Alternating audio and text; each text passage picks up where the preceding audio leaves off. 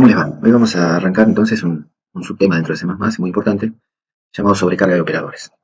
Estos son los temas que vamos a ver a lo largo de 3 videos. Los temas que están en negrita son los que abordaré en este video que vamos a arrancar ahora. Entonces tenemos sobrecarga de operadores como concepto general, el análisis de los que son operadores unarios y los que son binarios, em, algunas consideraciones sobre si la sobrecarga del operador tiene que ser miembro de la clase o global, entre paréntesis friend, porque si es global, está externo a la clase. Bueno, si tiene que tocar los miembros privados de la clase, tendrá que ser friend, salvo que la clase tenga interfaz pública que nos permita llegar a ellos. Bueno, en los otros videos vamos a dedicar un párrafo al operador de asignación, al igual, que como ustedes imaginarán es algo muy importante dentro del lenguaje. Vamos a hablar sobre la conversión automática de tipos. Algunos se preguntarán esto que tiene que ver con sobrecarga de operadores. Bueno, está conectado. Entonces, en algún lado hay que decirlo y creo que ahí es el momento. Y eso está vinculado a esta palabra clave explicit, que usamos poco.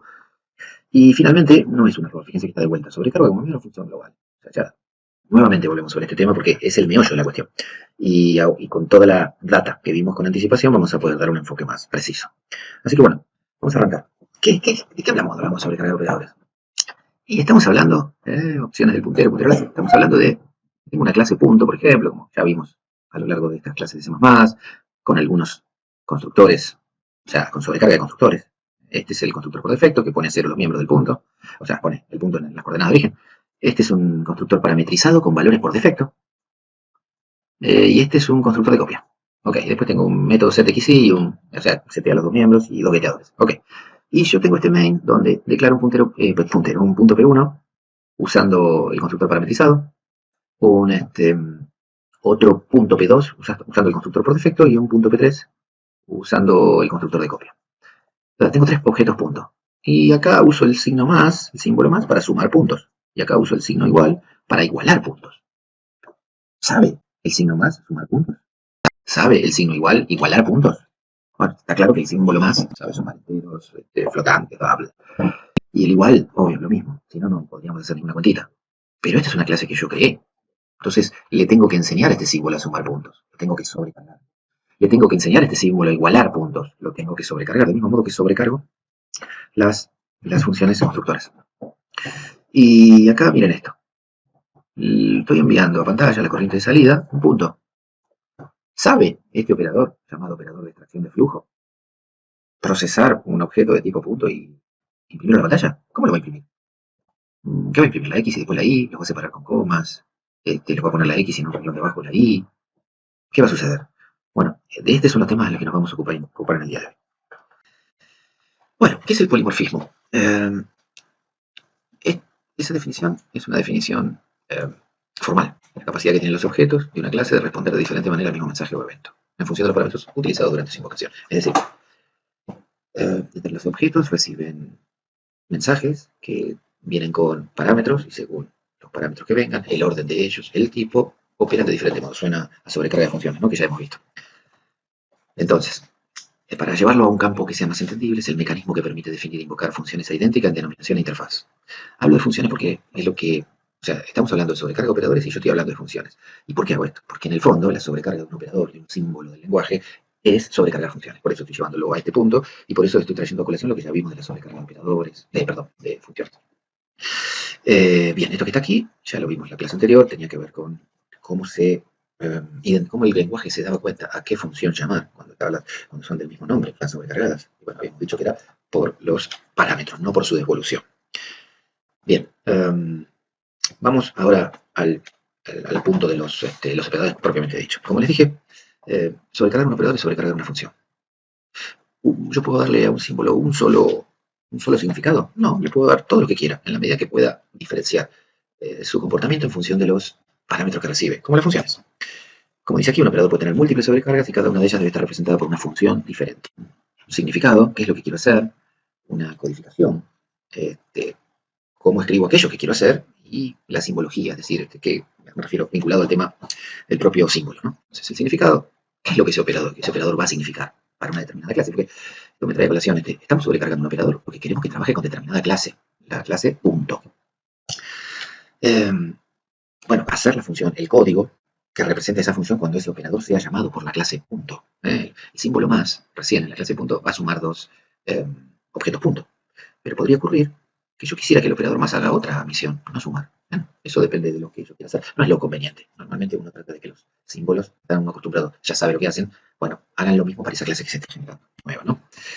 Y finalmente, ¿cómo lo hago? Usando esta palabrita mágica, operator, seguida por el símbolo del operador que se quiere sobrecargar. Operator más va a ser el nombre de la función que va a representar la sobrecarga del operador más, por ejemplo, para la clase punto, como recién habíamos hablado. Bueno, esta es la sintaxis. Observen. ¿Qué devuelve? ¿A qué clase pertenece?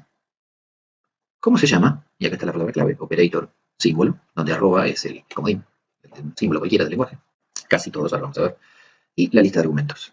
Y aquí adentro escribo lo que yo quiero que ocurra con este operador. En el caso de recién, bueno, ahora vamos a ver porque hay variantes a tener en cuenta, pero quiero sumar 2 puntos. A priori, como a este momento no sabemos de qué se trata todo esto, uno podría pensar, bueno, la lista de argumentos tiene que ser capaz de recibir 2 puntos. Y el tipo de retorno será un punto. Bueno, podemos pensarlo así por ahora. Veremos que no es exactamente así, pero avancemos un poquito para poder verlo.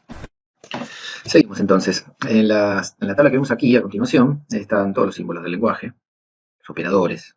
Solamente esta última línea de aquí, que no vamos a entrar en detalle, son los que no se pueden sobrecargar. Pero verán que la mayoría de ellos sí.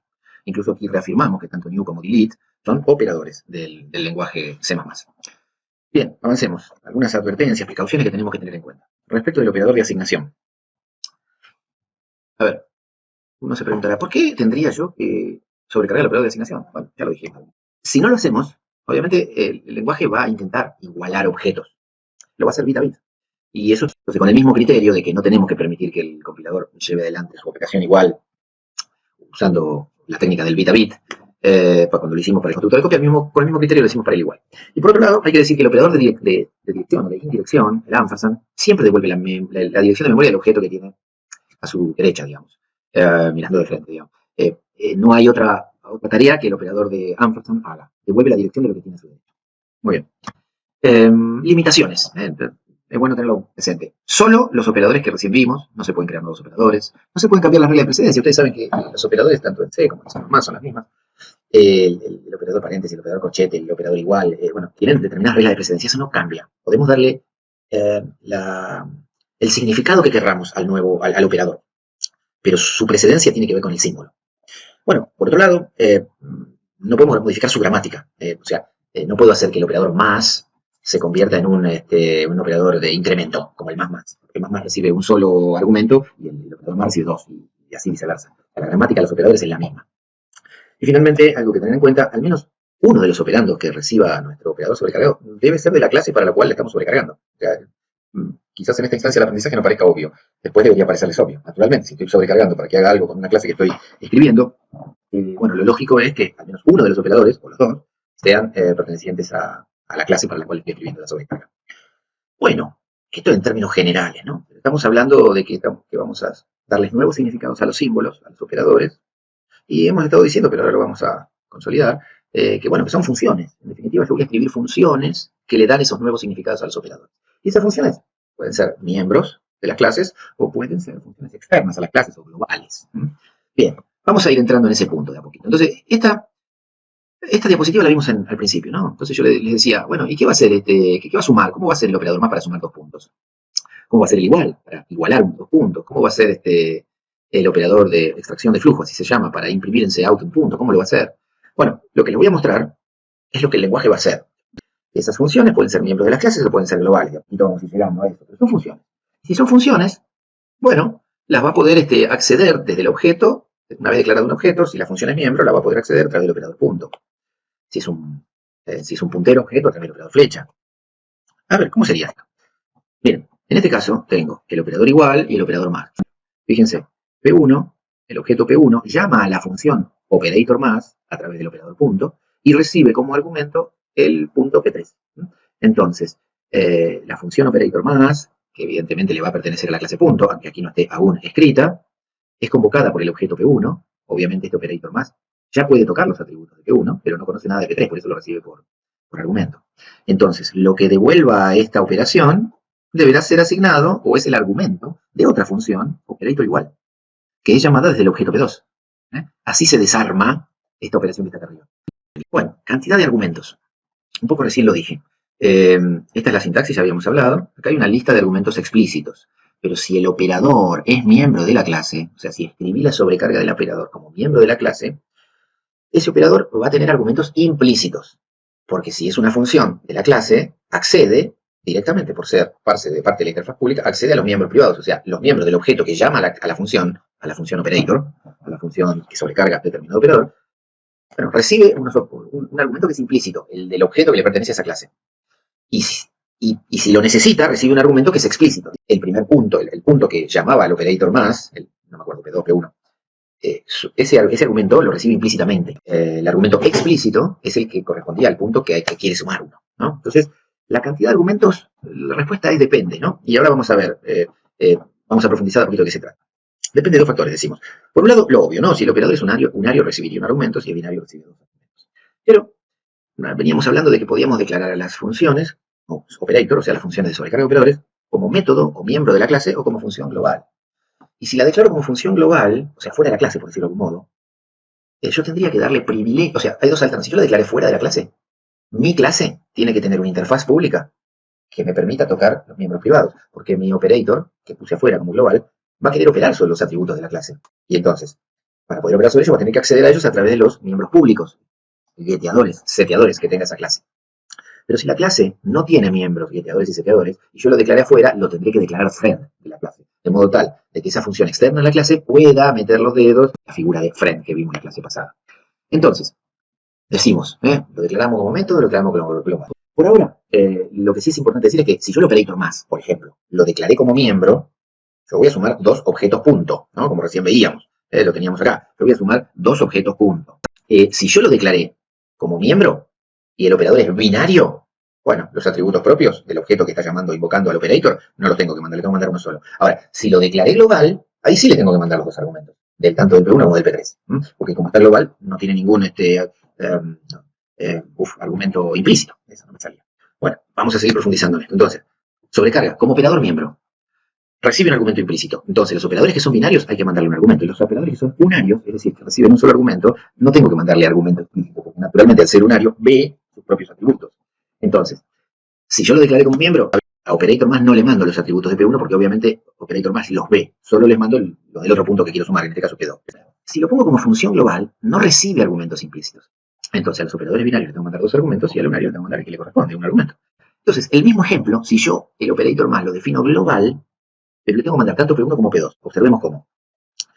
Operator más es el nombre de la función, así como yo le llamo Pepe a cualquier otra función. Y esa función no la invoca ningún objeto, como si en el caso anterior que le invocaba P1.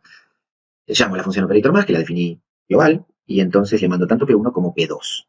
Bueno, avancemos un poquito más, ya estamos por terminar este primer video. Así que acá está como de alguna manera un ejemplo.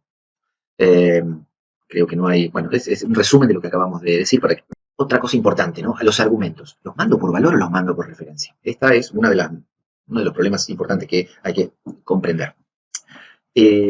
A ver, lo recomendable es siempre que sea una referencia constante. Porque si es una referencia, ya sé que estoy hablando, es un alias, estoy hablando de eso que me mandaron. Es una nueva manera de hablar sobre esa posición de memoria y me la mandaron a mi función y yo puedo usar ese nombre. Ahora bien, si solo lo voy a leer, bueno, mejor que sea constante. En la medida en que podamos, lo que vamos a hacer es mandar una referencia. Bien, y en el valor de retorno, eso va a depender del significado que tenga el operador. ¿Y a qué me refiero? Una cosa es que querramos generar un valor que el operador, por ejemplo, el operador suma. Ese operador, ¿qué tiene que hacer? Y tiene que generar un nuevo valor. Voy a sumar P1 más P2 y lo voy a guardar en P3. Entonces, P1 más P2 es un nuevo valor y ese nuevo valor será asignado a través del operator igual a P3. Un caso diferente es si yo quisiera a P1, o sea, P1 más igual P2. En ese caso, P1, después de la operación, sigue existiendo y junta su propio valor con el que le manda P2. Con lo cual, aquí, en este caso, ya no necesito armar un nuevo valor. Es una referencia a algo que existe. Entonces, hay veces que tengo que mandar valores y hay veces que tengo que mandar referencias. Veamos un poquito al respecto. Bueno, me olvidaba, no lo había dicho. Y también puede ser que devuelva un entero, un booleano. Esto es el caso de la sobrecarga de operadores relacionales.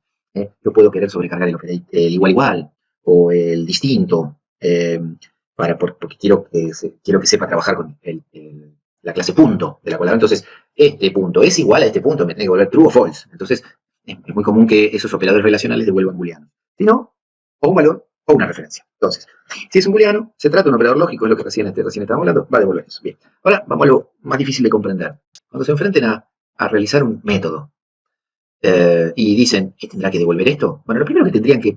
La preferencia siempre es referencia, pero hay veces que no se puede. Por ejemplo, en este caso, ¿va a producir un nuevo valor? Y sí, va a producir un nuevo valor. Entonces, si va a producir, debo generar un nuevo objeto. Esa operación se resuelve, P2 más P3, y lo que Quer no haya dado eso, se lo asignamos a P1. Muy bien. Ese P2 más P3 es un resultado en el instante en que se resolvió. Se le entrega al operator igual y ese resultado desapareció. Quedó guardado luego en P1, ¿no? Que es lo que hace el operator igual.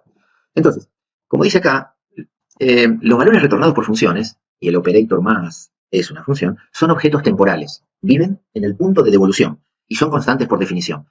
Pero existen como valor. Yo no puedo asignar a lo que devuelve A más B una referencia, porque no existe donde está en la memoria en ese momento. No es ni una referencia a ni a una referencia a B. Es una referencia a su suma. Es un valor constante que hay que asignarlo a algún lado. En cuanto se lo diga al operator igual, ese se ocupa de asignarlo a P1. Entonces, en estos casos hay que devolver un valor. Pero hay otros casos, como le estaba comentando antes, si tengo que hacer un más igual, o incluso si quiero hacer estas operaciones relacionales, encadenadas, A igual B igual C, en donde esto se guarda acá, pero esto se guarda acá. En cualquiera de ambos casos, como la operación que se está llevando a cabo, por ejemplo, en esta, primero esta que está acá, cuando se está llevando a cabo, B existe, entonces yo puedo devolver una referencia. Y cuando hago A igual B, A existe, porque ya está definida en la memoria. Entonces, yo puedo devolver una referencia al objeto de lo que estamos hablando.